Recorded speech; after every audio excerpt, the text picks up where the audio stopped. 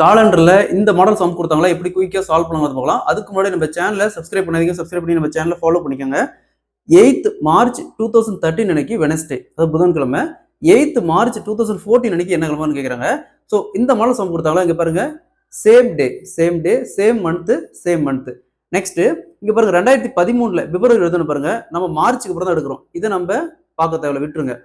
Next 2014ல பிப்ரவரி வருதான்னு பாருங்க, பிப்ரவரி வருது. ஏன்னா பிப்ரவரிக்கு அப்புறம் தான் மார்ச் வருது.